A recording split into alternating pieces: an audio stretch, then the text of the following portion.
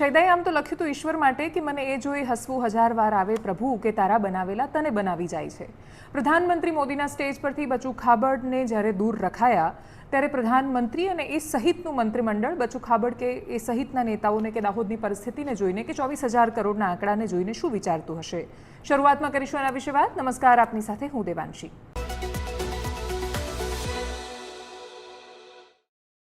પ્રધાનમંત્રી નરેન્દ્ર મોદી 11 વર્ષ થયા એમને પ્રધાનમંત્રી તરીકેની શપથ લીધાને। 2014માં આજનો દિવસ હતો જ્યારે મેં નરેન્દ્ર દામોદરદાસ મોદીના નામથી એ ગુંજથી દિલ્હીનો અવાજ આખા દેશ સુધી અને પછી આખી દુનિયા સુધી પહોંચ્યો। સમયાંતરે પ્રધાનમંત્રી નરેન્દ્ર મોદીને જોવાની દ્રષ્ટિ, એમના નિર્ણયોને જોવાનો દૃષ્ટિકોણ એ વારંવાર દેશમાં બદલાયો, દેશનો મિજાજ બદલાયો। એક સમયે અદ્ભુત બહુમતી સાથે ચૂંટીને જેમને દેશના પ્રધાનમંત્રી બનાવ્યા એ સરકાર આજે બે ટેકાઓથી ચાલી રહી છે। વર્તમાન સમયમાં એનડીએની સરકાર છે, પણ છતાંય પ્રધાનમંત્રી નરેન્દ્ર મોદી માટે જો કશું શાશ્વત રહ્યું હોય અથવા ન બદલાયું હોય તો એ છે ગુજરાતનો એમના પ્રત્યેનો પ્રેમ। વડોદરામાં સૌથી પહેલાં રોડ શોની શરૂઆત થઈ। કર્નલ સોફિયા કુરેશીનો પરિવાર પણ એ રોડ શોની અંદર હાજર હતો। દાહોદ એના પછી પ્રધાનમંત્રી નરેન્દ્ર મોદી પહોંચ્યા। 24,000 કરોડના વિકાસના કાર્યોનું લોકાર્પણ કરવામાં આવ્યું। લોકોમોટિવ એન્જિન બનાવવાની ફેક્ટરીની દાહોદમાંથી શરૂઆત કરવામાં આવી। કેન્દ્રીય રેલ મંત્રી અશ્વિની વૈષ્ણવ હાજર હતા। કચ્છમાં ઉર્જા વિભાગને લગતા કામોના લોકાર્પણ અને શરૂઆતને ખાતમુહૂર્ત કરવામાં આવ્યા। કેન્દ્રીય ઉર્જા મંત્રી મનોહરલાલ ખટ્ટર, ગુજરાતના ઉર્જા મંત્રી, ગુજરાતના મુખ્યમંત્રી દરેક કાર્યક્રમોમાં સાથે હાજર રહ્યા। વડોદરામાં પ્રધાનમંત્રી નરેન્દ્ર મોદીનું એરપોર્ટ પર સ્વાગત કરવા માટે સીઆર પાટીલ અને હર્ષ સંઘવી પણ દેખાયા। એક તસવીર ખૂબ વાયરલ થઈ। સીઆર પાટીલના ગળામાં આઈ કાર્ડ પહેરેલું હતું, એની પણ ખૂબ ચર્ચા થઈ। હર્ષ સંઘવીને જે રીતે પ્રધાનમંત્રી મોદી જોઈ રહ્યા હતા અને પાછળથી જે સીએમ જોઈ રહ્યા હતા એ તસવીર અને એ દ્રષ્ટિકોણ એ પણ ખૂબ ચર્ચામાં આવ્યા। દાહોદમાં સૌથી વધારે જો કશું ચર્ચાસ્પદ રહ્યું હોય તો એ બચુ ખાબડની મંચ પરથી ગેરહાજરી। સાધ્વી પ્રજ્ઞા માટે પણ પ્રધાનમંત્રીએ કહ્યું હતું કે હું એમને દિલથી માફ નહીં કરું। પરસોત્તમ રૂપાલાને પણ લોકસભાની ચૂંટણી વખતે જ્યારે સૌરાષ્ટ્રના નેતાઓને મંચ પર રખાયા ત્યારે એમને દૂર રખાયા હતા। મંચ પરથી દૂર રાખવાથી શું એ સંદેશ પહોંચી જતો હોય છે? કેન્દ્રીય મંત્રી રહેલા પરસોત્તમ રૂપાલાને આ વખતે મંત્રીમંડળમાંથી પડતા મૂકવામાં આવ્યા। એ સંભાવનાઓને નકારી શકાય એમ નથી કે બચુ ખાબડ પણ આવનારા સમયમાં મંત્રીમંડળનો હિસ્સો નહીં રહે। 24,000 કરોડના જે કામોની શરૂઆત કરવામાં આવી અથવા જે યોજનાઓમાં આદિવાસી વિસ્તારના ગામડાઓના વિકાસની વાત કરી, અદમ ગોંડવીની એક રચના છે, तुम्हारी फाइलों में गांव का मौसम गुलाबी है मगर ये आंकड़े झूठे हैं और दावा किताबी है। ચોપડીઓમાં અને સરકારી ચોપડાઓમાં જે આંકડા દેખાતા હોય છે, જો એ વાસ્તવમાં જમીન પર પહોંચતા હોત તો દાહોદનો ગરબાડા કે દાહોદનો કોઈ પણ વિસ્તાર, શહેરની આસપાસનો વિસ્તાર છોડી દઈએ તો એ આજે પણ આટલી કંગાળ પરિસ્થિતિમાં ન હોત। આજે પણ દેશના વિકાસથી વંચિત અને વિકાસની ઝંખનાવાળા જિલ્લાઓની વાત નીકળે ત્યારે ગુજરાતના નર્મદા અને દાહોદ એ હિસ્સાઓમાં, એ જિલ્લાઓમાં ટોચ પર આવે છે। છોટાઉદેપુર આજે પણ એ ક્રમાંકમાં એ આકાંક્ષાનો હિસ્સો રહી જાય છે જ્યાં એને પહોંચવાની અપેક્ષા છે અને એટલા જ માટે આ બધા જિલ્લાઓ પોતાના હિસ્સાના સવાલ કરી રહ્યા છે। આ પ્રશ્નો પ્રધાનમંત્રી નરેન્દ્ર મોદી સુધી પહોંચશે કે કેમ એ ખબર નથી। મંત્રીઓ પણ એ વાત પહોંચાડી શકશે કે કેમ એ ખબર નથી। પ્રધાનમંત્રીથી આ પ્રશ્નો અજાણ્યા નથી। દાહોદને જાણે છે પ્રધાનમંત્રી નરેન્દ્ર મોદી।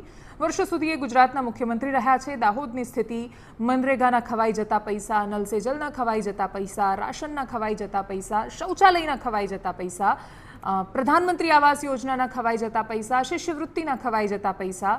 પ્રધાનમંત્રી નરેન્દ્ર મોદી હોય કે રાજીવ ગાંધી, બહુ સરળ છે એ આરોપ લગાવવો કે રાજીવ ગાંધી નિખાલસતાથી એવું સ્વીકારીને કહેતા હતા કે હું 1 રૂપિયો મોકલું છું અને 80 પૈસા ખવાઈ જાય છે। એટલી સરળતાથી દેશના બાકીના પ્રધાનમંત્રીઓ કદાચ એ વાતને સ્વીકારી નથી શક્યા। હકીકત એ છે કે રૂપિયા ઉપરથી તો મોકલે પ્રધાનમંત્રી મોદી પણ ઘણા બધા છે, પણ વચ્ચે પછી ઉબડ-ખાબડ રસ્તાઓ સાથે બચુ ખાબડ આવે છે અને પૈસા ખવાઈ જાય છે। મંચ પર દૂર રાખવાથી તમે એક રાજનૈતિક સંદેશ આપી શકો છો, નેતાઓને ભ્રષ્ટાચારથી ક્યારે દૂર રાખી શકશો એ પ્રશ્ન ગુજરાત પ્રધાનમંત્રી નરેન્દ્ર મોદી તમને પણ પૂછી રહ્યું છે। સાંભળીએ દરેક પ્રતિક્રિયાઓને જે આ મુલાકાતો દરમિયાન સામે આવી। અમદાવાદના રોડ શોમાંથી શું તસવીર સામે આવી, કાર્યકર્તાઓ શું કહી રહ્યા છે અને ખાસ તો ઓપરેશન સિંદૂર પર દાહોદથી પાકિસ્તાનને ખાસા સમય પછી ફરી એકવાર એ જ પેટર્નથી લલકાર્યું છે પ્રધાનમંત્રીએ। यहां दाहोद में भी आप सभी ने, माताओं बहनों ने तिरंगा झंडा हाथ में लेकर के ऑपरेशन सिंदूर के लिए अपना ढेर सारा आशीर्वाद दिया है। दाहोद की ये धरती तप और त्याग की धरती है। कहते हैं कि यहीं दुधीमती नदी के तट पर महर्षि दधीची ने सृष्टि की रक्षा के लिए देह का त्याग किया था। ये वो धरती है जिसने क्रांतिवीर तात्या टोपे के संकट के समय सहायता की थी। मानगढ़ धाम यहां से ज्यादा दूर नहीं है। मानगढ़ धाम गोविंद गुरु की सैकड़ों आदिवासी सेनानियों के बलिदान का प्रतीक है। यानी ये क्षेत्र मां भारती की मानवता की रक्षा के लिए हमारे तप और त्याग को दर्शाता है। जब हम भारतीयों के संस्कार हैं तो सोचिए, जम्मू कश्मीर के पहलगाम में आतंकवादियों ने जो कुछ किया, क्या भारत चुप बैठ सकता है? क्या मोदी चुप बैठ सकता है? जब कोई हमारी बहनों के सिंदूर को मिटाएगा तो उसका भी मिटना तय हो जाता है।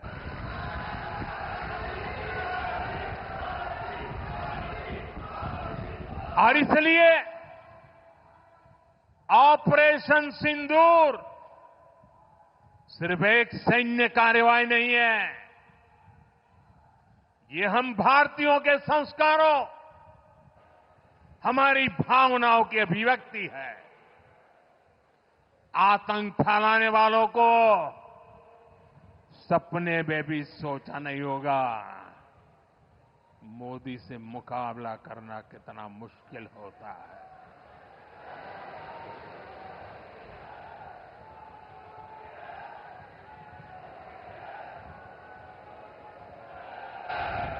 तिरंगा लहराते रहिए, तिरंगे की आन बान शान का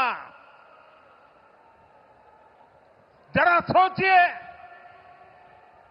बाल बच्चों के सामने पिता को गोली मार दी। आज भी वो तस्वीरें देखते हैं तो खून खौल जाता है। आतंकवादियों ने 140 करोड़ भारतीयों को चुनौती दी थी, इसलिए मोदी ने वही किया जिसके लिए देशवासियों ने, आपने मुझे प्रधान सेवक की जिम्मेदारी दी। थोड़ी देर पहले यहां हजारों करोड़ रुपए की परियोजनाओं का शिलान्यास और लोकार्पण हुआ है। इसमें सबसे शानदार दाहोद के इलेक्ट्रिक लोकोमोटिव फैक्ट्री है। 3 साल पहले मैं इसका शिलान्यास करने आया था और कुछ लोगों को तो आदत हो गई है कुछ भी गालियां देने की। वो कहते थे चुनाव आया तो मोदी जी ने फैक्ट्री का शिलान्यास किया, कुछ बनने वाला नहीं है, ऐसा कहते थे। आज 3 साल के बाद हम सब देख रहे हैं, अब इस फैक्ट्री में पहला इलेक्ट्रिक लोकोमोटिव बनकर तैयार हो गया है और थोड़ी देर पहले उसको मैंने हरी झंडी दिखाई है। ये गुजरात के लिए, देश के लिए गर्व की बात है। आज गुजरात को एक और उपलब्धि हासिल हुई है। गुजरात के 100% रेल नेटवर्क का बिजलीकरण पूरा हो चुका है। मैं इसके लिए भी गुजरात के मेरे सभी भाई बहनों को बहुत बहुत बधाई देता हूं। મારા મોદીને ભગવાન મસ્ત રીતે રક્ષા કરશે. મોદીને દિલથી સલામ આપીએ છીએ અમે. આ અમારું દેશની રક્ષા કરી છે એમણે. દેશની રક્ષા કરી છે. લાખો કરોડની જાન બચાવી છે. દાન આલ્યું છે. અમને સ્કૂલમાં ચોપડા આપે છે. બધું આપે છે. સ્કૂલનો ખર્ચો એરા ઉપાડે છે. અને અમારા શું મિલિટરી એ પોલીસ વાળા બધા બિચારા રાત જાગ્યા છે અને એમ કરીને આ બધું ખતમ કરી છે. શું ખતમ કર્યું? આ બધી જંગ ખતમ કરી છે. નરેન્દ્ર મોદીનું કામ સરસ છે. એમનું ઓપરેશન સિંદૂર બહુ ગમ્યું અમને. બધા બહુ ગુજરાતમાં કામ કરેલા છે મોદી જે કહેવા માટે તો લભ નથી એટલા બધા કરેલા છે. સેનાએ કે મોદી સાહેબ? સેનાએ જ કર્યું ને. મેન આપણે કોણ હોય એટલે મોદીજીનો દામ દેવાય. હાથમાં તો તિરંગો છે તમારે, હા, ભાજપનો ઝંડો નથી. કઈ નહીં, એમના પ્રેમ ખાतिर અમે આવ્યા છે. એમને અમારા માટે બહુ જ કર્યું છે. એના માટે એમનો જે પ્રેમથી અમે અહીંયા આવ્યા અચ્છા, છીએ. તમને બહુ ગમે છે વડાપ્રધાન? હા, અડધો કલાક થયો. અડધો કલાક કેમ આયા છો બા અહીંયા? આ મોદી સાહેબ ને જોવામાં. મોદી સાહેબને જોવા. અને કેમ જોવા છે એમને? આ બધા આવે એટલે એમની હંગાત આવીએ જોવા કે એટલે સારું કામ કરે એટલે આવું પડે ને જોવા. શું કામ ગમે તમને બા? સારું કામ એટલે બધું હાલે અમને ખાવા પીવાનું મહિનાનું આપે છે ને. વાળવા જઈએ ને તો પૈસા હાલો. વાળવા જાવ તો પૈસા આપે. હવે તો ભાઈઓ શું કરીએ તાણ અમે? આ રોડેલી બધી રોડેલી શું કરીએ તાણ અમે? એ જ કરવું પડે ને તાણ. તો મોદી સાહેબ આ તો ખાઈએ ને કે શું ખાઈએ? અચ્છા, એટલે મોદી સાહેબ આપે છે તો ખાવ છો તમે? હા, તો ક્ષેત્રમાં કામ કરે થાય નહીં આપણે હવે. હે? આ પગો હેરાને શું કામ કરીએ હવે? તો મોદી સાહેબને જોવા આયા છો આજે? ગમે છે તમને? બધા આવતા હતા એટલે આવી ગયા. આમાં તો બાપ દાદા ભાઈ જેવા એવું અમાર તો. બાપ જેવા ભાઈ જેવા. હા.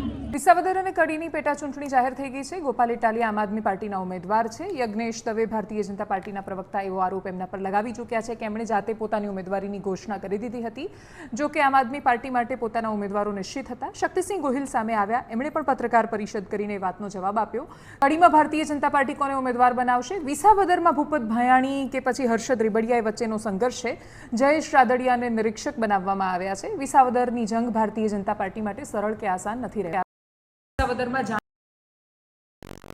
ચૂંટણી કરી છે કેમ કે એક સાથે જ્યારે પેટા ચૂંટણી થઈ ત્યારે બહુ સ્પષ્ટ હતું કે વિસાવદર એમના માટે સરળ નહોતું જીતવું.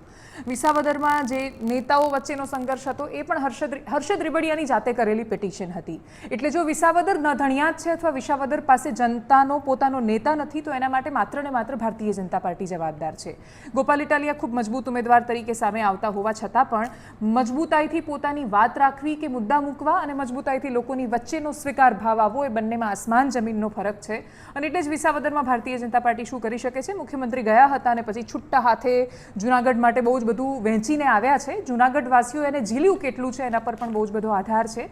એક એઆઈ ઇમેજ ગોપાલ ઇટાલિયાએ શેર કરી છે જેમાં કેશુ બાપા આશીર્વાદ આપતા હોય ગોપાલ ઇટાલિયાને એ પ્રકારે સાંકેતિક રીતે એ દ્રશ્ય રજૂ કરવાનો પ્રયત્ન કર્યો છે.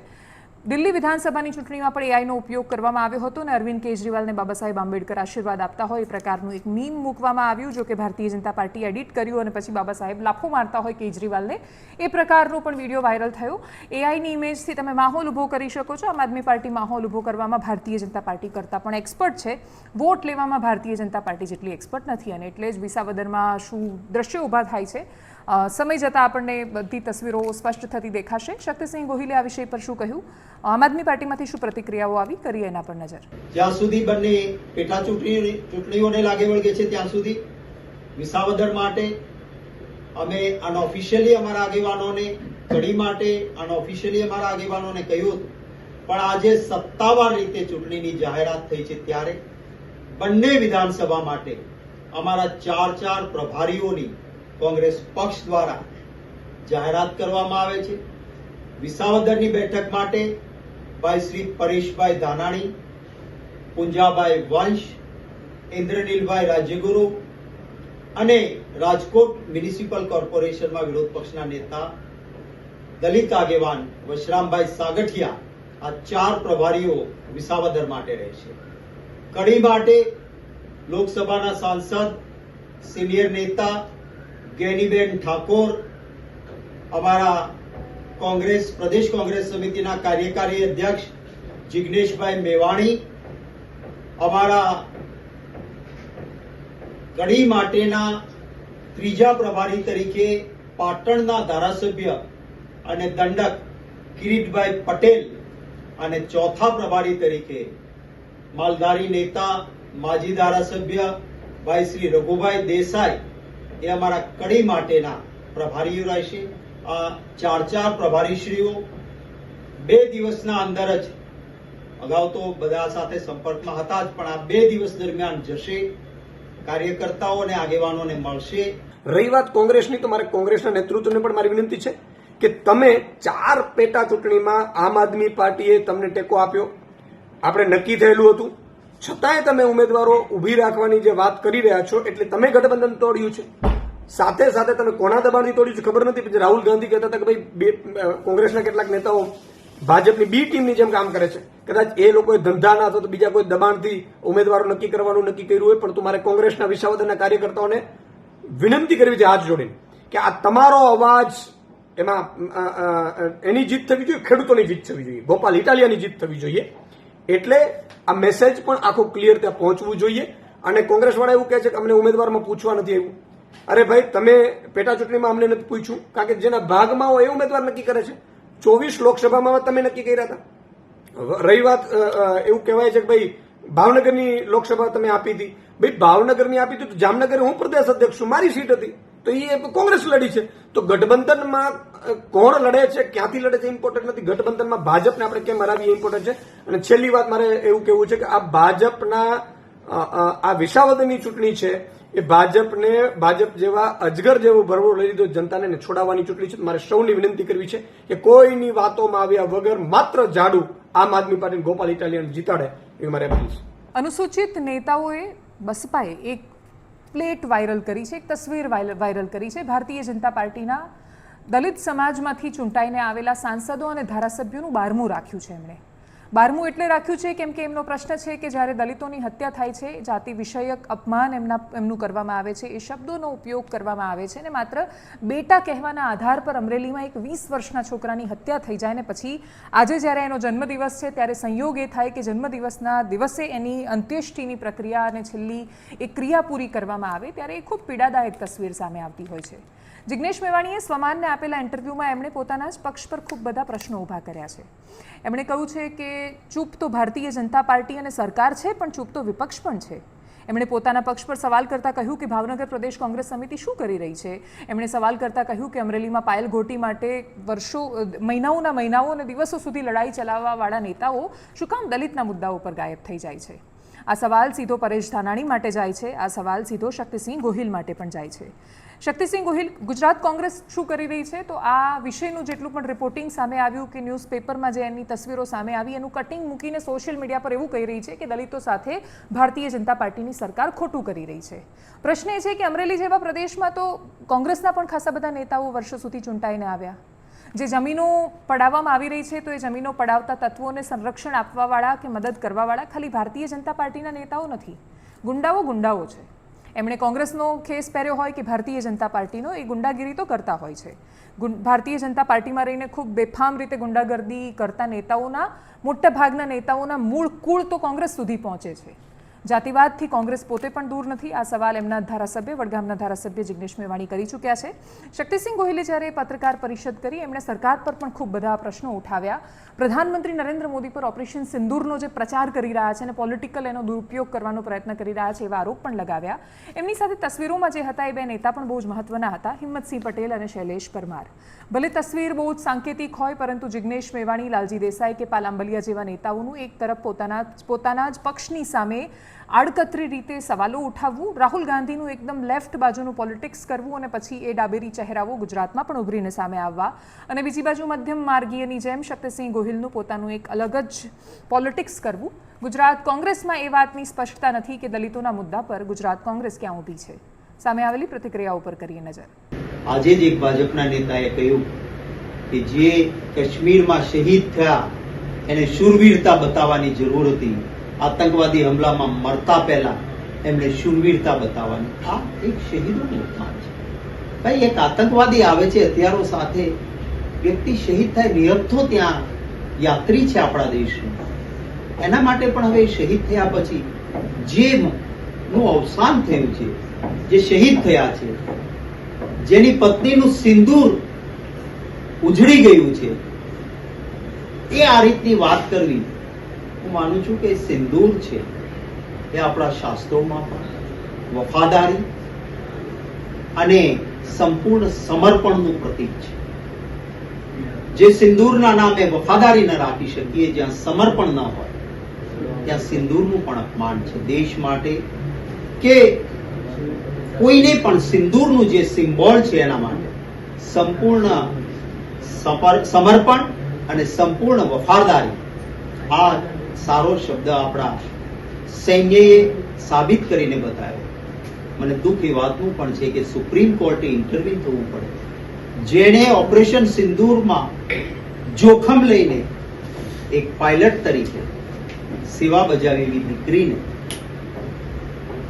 શોર્ટ સર્વિસ કમિશનમાંથી ફૂલ કમિશનમાં રહેવા માટે સુપ્રીમ કોર્ટમાં જવું પડે ને સુપ્રીમ કોર્ટે આદેશ કરવો પડે આ પણ યોગ્ય નથી. અને ક્યારેય આના નામે મતો ન માંગવા જોઈએ. અને સીઝ ફાયર શું કામ કર્યું? આપણે જીતતા હતા, આપણી સેનામાં જોમ હતું. આ સવાલ દરેક દેશના નાગરિકમાં છે અને એમ છતાં સાચા સવાલોના જવાબ વગર પોલિટિકલ માઇલેજ માટે થઈ રહ્યું છે. દુઃખ છે. અમે સંપૂર્ણ દેશના હિતમાં સમર્થન આપીએ છીએ, સેનાની સાથે ખભો મિલાવીને છીએ, ત્યારે આના નામે રાજનીતિ થઈ રહી છે એ અત્યંત દુઃખદ છે. પરંતુ મતદાતાઓ જાગૃત છે. હું નથી માનતો કે આવા ગિમિક કોઈ પણ પોલિટિકલ પાર્ટી કે કોઈ પણ નેતાને આનાથી ફાયદો. કોંગ્રેસ સમર્થિત અર્થશાસ્ત્રીઓ કહી રહ્યા છે કે ભારતે શું ધાડ મારી દીધી જો આપણે ચોથા નંબર પર પહોંચ્યા જીડીપીમાં, અને દુનિયામાં આપણે ચોથા નંબરના નેશન તરીકે ઉભરીને સામે આવ્યા તેમાં કશું જ ખુશ થવા જેવું નથી. ભારતીય જનતા પાર્ટી સમર્થિત અર્થશાસ્ત્રીઓ કહી રહ્યા છે કે આનાથી વિશેષ દુનિયાની બીજી કોઈ ઉપલબ્ધિ નથી અને ભારતે સફળતાના શિખરો એટલા બધા પાર કરી દીધા છે કે હવે આપણે બસ અમેરિકાને પછાડવાનું જ બાકી છે. આ બંને પ્રકારના એક્સ્ટ્રીમ ઓપિનિયનની વચ્ચે જીડીપીના આંકડાને સમજવું બહુ જરૂરી છે. શું ભારત ચોથા નંબરની અર્થવ્યવસ્થા બન્યું દુનિયામાં? તો એનો જવાબ સ્પષ્ટ રીતે હા છે. અત્યાર સુધી ભારત 5મા નંબરની અર્થવ્યવસ્થા હતું. જાપાનને પાછળ રાખીને આપણે ચોથા નંબર પર પહોંચ્યા. આપણાથી આગળ હવે જર્મની છે, જે પણ થોડા મહિનાઓમાં કે અમુક વર્ષોમાં આપણે જર્મનીને પણ પાછળ રાખી દઈશું. ચોથા નંબરની અર્થવ્યવસ્થા બની ગયું છે. આપણાથી આગળ જર્મની છે, એનાથી આગળ ચાઇના અને પછી એનાથી આગળ યુનાઇટેડ સ્ટેટ્સ ઓફ અમેરિકા છે. પણ કોની કેટલી ઇકોનોમી છે એ આંકડા પણ વિસ્તારથી સમજવા જરૂરી છે. યુનાઇટેડ સ્ટેટ્સની ઇકોનોમી છે $30.50 ટ્રિલિયન, ચાઇના છે $19.23 ટ્રિલિયન પર, એના પછી જર્મની $4.74 ટ્રિલિયન પર અને ભારત $4.18 ટ્રિલિયન પર. આપણે જાપાનને પાછળ રાખ્યું છે. બંને પ્રકારના ઓપિનિયન એટલે મહત્વના છે. સૌથી પહેલી વાત, શું આપણા માટે આ ઉપલબ્ધિ કે સિદ્ધિ છે? તો એનો જવાબ તો સ્પષ્ટ રીતે હા છે. આનંદ મહિન્દ્રા જ્યારે ટ્વિટર પર બહુ વિસ્તારથી લખી રહ્યા છે, એમાં એમણે keep rising India, keep shining India લખ્યું. એ શું કામ? કેમ કે શું ભારત માટે આ સપનું પણ એટલું સરળ હતું કે આપણે ચોથા નંબરની અર્થવ્યવસ્થા પહોંચીશું? તો એનો સરળતાથી જવાબ ના આવે છે. ભારત પોતાની ઇકોનોમીમાં આગળ વધ્યું છે, પણ એક બહુ જ મોટા પિઝામાંથી કોના હિસ્સામાં કેટલા ભાગ આવે છે એ મહત્વનું બહુ જરૂરી છે. અને એટલે જીડીપી પર કેપિટાની વાત આવે, જે કોંગ્રેસ કે કોંગ્રેસ સહિતના પક્ષો કરી રહ્યા છે, એ વાતને પણ ઇગ્નોર કરી શકાય એમ નથી. કેમ કે પર કેપિટા ઇન્કમમાં કે વ્યક્તિ દીઠ ભારતમાં કેટલી આવક અથવા જીડીપી છે, ભારતમાં વ્યક્તિ દીઠ એ હિસ્સો કેટલો આવે છે. આપણે $1 ટ્રિલિયન અર્થવ્યવસ્થા છીએ, પણ છતાંય જ્યારે વ્યક્તિગત રીતે હિસ્સો વેચવાની વાત આવે ત્યારે એ $2.5 લાખ એક વર્ષની આવકને ક્રોસ નથી કરી શકતા આપણે. અને એટલે જ આ બંને બાજુની પરિસ્થિતિ વચ્ચે પર કેપિટામાં આપણે આગળ વધવાનું બહુ જ બાકી છે. આ બધું જ જ્યારે થઈ રહ્યું છે ને આપણે જ્યારે ચોથા નંબરની અર્થવ્યવસ્થા બન્યા છીએ, ત્યારે જ્યાં એક્સ્ટ્રીમ રેન નથી, જ્યાં ખૂબ વધારે વરસાદ નથી, ત્યાં પણ રસ્તા તૂટી રહ્યા છે, ત્યાં પણ પાણી ભરાઈ રહ્યું છે, સામાન્ય સુવિધાઓ માટે માણસો સંઘર્ષ કરી રહ્યા છે. આપણે ચોથા નંબરની અર્થવ્યવસ્થા હોવા છતાં પણ આજે સામાન્ય માણસો 80% દેશના માણસો એ મફત રાશન પર જીવી રહ્યા છે.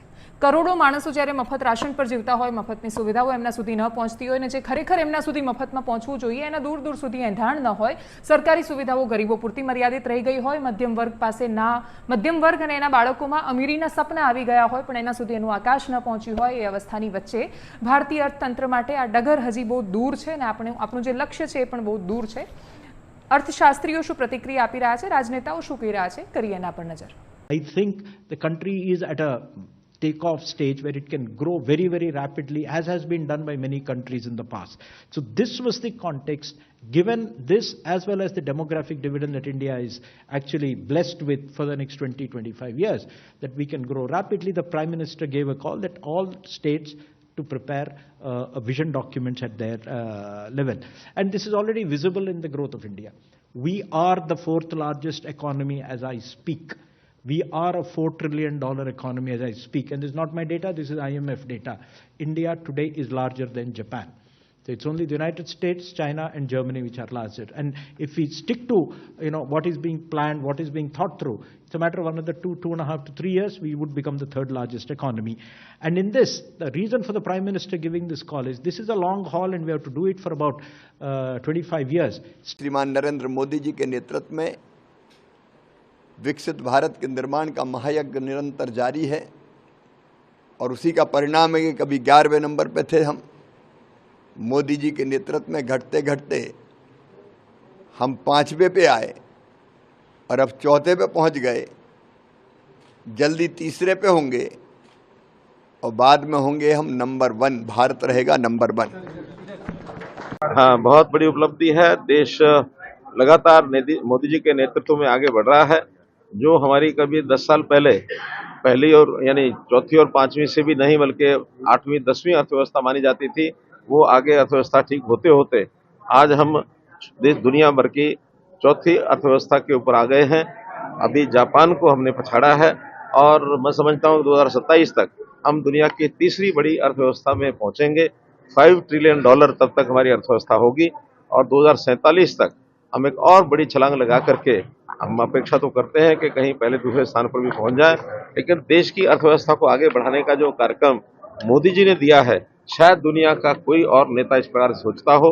हमारा हर व्यक्ति आज इस मनोभावना को लेकर के चल रहा है कि अपने देश को आजाद हो, यानी जब 100 साल हो जाएंगे 2047 तक, तो देश विकसित देश बने। અને હવે રાજ્ય અને દેશના ખૂબ મોટા અને મહત્વના સમાચારની વાત, જે સૌથી મહત્વના ઉપસીને સામે આવ્યા છે કે મુંબઈમાં અતિશય વરસાદ વરસી રહ્યો છે। મહારાષ્ટ્રના કાંઠા વિસ્તારમાં એટલે કોંકણ અને કોંકણથી ઉપરના વિસ્તારોમાં એટલો વધારે વરસાદ વરસ્યો છે કે ચારેય બાજુ પાણી ભરાવાના, પહેલા વરસાદમાં જ ટ્રેન રદ થવાના અને સામાન્ય માણસોને અતિશય હાલાકીના સમાચાર આવ્યા। અમદાવાદમાં સાંજ પડતાની સાથે જ એટલું બધું તોફાન આવ્યું હતું કે એના કારણે અનેક હોર્ડિંગ્સ પડ્યા, વૃક્ષો ધરાશયી થયા, જનજીવન થોડા સમય માટે પ્રભાવિત થયું। હજુ પણ વરસાદની સંભાવનાઓ છે। શું આ ચોમાસાની શરૂઆતની જેમ જોવું કે પછી વચ્ચે આવેલા એક તોફાનની જેમ જોવું? વાવાઝોડું આવ્યું નથી અને છતાંય જો શક્તિ આવ્યું હોત તો શું પ્રકારની સ્થિતિ હોત? એ પણ બહુ બધા પ્રશ્નો છે। હવામાન નિષ્ણાંત પરેશ ગોસ્વામીને સાંભળીએ, એમણે શું કરી છે આગાહી આવનારા સમયમાં વરસાદને લઈને। હવે બીજી વાત છે નૈઋત્યના ચોમાસાની બેન, તો સામાન્ય રીતે તો આપણે કહી શકાય ને કે ઘણા બધા મિત્રોનો અત્યારે કેવું અનુમાન આવે છે, જેવી રીતે કેરળમાં ચોમાસું આવ્યું, કર્ણાટકમાં આવ્યું, ગોવા કોંકણ વિસ્તારની અંદર સમય કરતા 8-10 દિવસ ચોમાસું વહેલું આવ્યું, એટલે ગુજરાતમાં પણ વહેલું આવશે કે કેમ, આ પ્રશ્ન દરેક ગુજરાતી છે। ત્યારે વ્યક્તિગત જે મારું માનવું છે, ત્યાં સુધી ગુજરાતને વહેલા ચોમાસાની રાહ જોવાની કોઈ જરૂર નથી, કેમ કે અત્યારે ગુજરાતની અંદર નૈઋત્યનું ચોમાસું સમય કરતા વહેલું આવે તેવી શક્યતાઓ ખૂબ ઓછી છે। ખૂબ ઓછી એટલા માટે બેન કહી રહ્યો છું કે અત્યારે મહારાષ્ટ્ર કે જે ભાગો સુધી ચોમાસું પહોંચી ગયું છે એ આ સિસ્ટમ સક્રિય હતી એને કારણે પહોંચી ગયું। હવે આ સિસ્ટમ તો 2 દિવસની અંદર નિષ્ક્રિય થઈ જશે ને ઘણી બધી આગળ પણ નીકળી જશે। હવે એ સિસ્ટમ આગળ નીકળી જશે પછી અરબ સાગરની અંદર અથવા તો બંગાળની ખાડીની અંદર કોઈ સિસ્ટમ એવી નથી કે મહારાષ્ટ્ર ગુજરાત સુધી પહોંચે, એટલે કોઈ સિસ્ટમ પહોંચવાનું નથી। એટલે ચોમાસાને ત્યાં બ્રેક લાગશે, જેને આપણે મોન્સૂન બ્રેકની કન્ડિશન કહીએ છીએ। અને આ વાત બેન હું વારંવાર કહી ચૂક્યો છું કે આ વર્ષે મોન્સૂન બ્રેકની કન્ડિશન સર્જાશે, કેમ કે આવી પૂરી શક્યતાઓ પહેલેથી આપણે દેખાતી હતી। એ જ પરિસ્થિતિ હવે લગભગ થવા જઈ રહી છે। 1-2 તારીખમાં જ આપણે મેસેજ આવી જશે કે મોન્સૂન બ્રેકની કન્ડિશન સર્જાય છે, જે હવામાન વિભાગ જે છે આપણું IMD એના દ્વારા એ જાહેરાત પણ થઈ જશે। એટલે મહારાષ્ટ્રની અંદર એક વખત ચોમાસું નિષ્ક્રિય થાય તેવી પૂરી શક્યતાઓ છે। અને એનાથી વિશેષ બેન આપણે જોવા જઈએ તો જ્યારે નૈઋત્યનું ચોમાસું છે એ મહારાષ્ટ્રમાં નિષ્ક્રિય થાય, મોન્સૂન બ્રેકની કન્ડિશન ત્યાં જોવા મળે, એટલે ઓછામાં ઓછા 8 થી લઈને 15 દિવસ સુધી ચોમાસું પછી ત્યાંથી આગળ વધતું નથી। કેમ કે ફરીથી પાછું ચોમાસું સક્રિય ક્યારે થાય, છેક નીચે કેરળના ભાગો ઉપરથી પછી ટ્રફ રેખાઓ બનવાનું ચાલુ થાય અને ત્યાંથી પછી ધીમે ધીમે ચોમાસું છે ફરીથી પાછું મહારાષ્ટ્ર સુધી પહોંચે અને પછી આગળ વધીને ગુજરાતમાં પ્રવેશ કરે, ત્યારે ચોમાસું આપણે ફરીથી રાબેતા મુજબ થતું હોય છે। એટલે અત્યારે જે આ વરસાદો પડે છે 30-31 તારીખ સુધી કન્ટિન્યુ રહેવાના છે, ત્યાર પછી મોન્સૂન બ્રેકની કન્ડિશન સર્જાઈ શકે। ભલે કેરળ, કર્ણાટક, ગોવા, મહારાષ્ટ્રમાં ચોમાસું વહેલું આવ્યું પણ ગુજરાતમાં કદાચ વહેલું નહીં આવે, આવું અત્યારે એક અમને લાંબા ગાળાનું અનુમાન દેખાઈ રહ્યું છે। બેન આમ તો અમે વાર્ષિક કાર્યક્રમો પણ આપતા હોય છે, જે વેધર ટીવી ઉપર અમે વાર્ષિક કાર્યક્રમો રજૂ કરીએ છીએ, એની અંદર પણ અમે લગભગ એપ્રિલ મહિનાની અંદર એક અંદાજ આપેલો છે કે આ વખત 15 તારીખ પછી જ ચોમાસું આવશે. જે આપણી નોર્મલ તારીખ છે ગુજરાતની 15 જૂન, એ 15 જૂને પણ કદાચ ગુજરાતમાં ચોમાસું પ્રવેશ ન કરે, કાં તો 18 તારીખ પછીથી ચોમાસું આવે. અને એવી પણ શક્યતા વધારે છે કે જૂન મહિનાનું છેલ્લું સેશન, કેમ કે વેધરની દ્રષ્ટિએ જોવા જઈએ તો 3 સેશન હોય છે કોઈ મહિનાના. પહેલું છે 1 થી 10 તારીખનું સેશન હોય, બીજું 11 થી 20 નું હોય, ત્રીજું છે 21 થી 30 અથવા 21 થી 31, જે પ્રમાણે આવતો હોય મહિનો, એ પ્રમાણે 3 ભાગમાં જે મહિનાઓ વેચવામાં આવે છે અને એને આખું અઠવાડિયું ગણવામાં. સામાન્ય રીતે 8 દિવસનું અઠવાડિયું હોય, પણ વેધરની જે ભાષાની અંદર અમે જે અઠવાડિયું ગણીએ છીએ તેને 10 દિવસનું અઠવાડિયું ગણીએ છીએ. એટલે 21 થી લઈને 30 જૂનનું જે સેશન છે એમાં ચોમાસું ગુજરાતમાં પ્રવેશે તેવી પ્રબળ શક્યતાઓ અમને લાગી રહી છે. એનાલિસિસમાં અત્યારે બસ આટલું જ. જો આપ અમને યુટ્યુબ પર જોઈ રહ્યા છો તો સબસ્ક્રાઇબ કરો, ફેસબુક પર જોઈ રહ્યા છો તો ફોલો કરો, અમારા વિડીયોને શેર કરો. નમસ્કાર.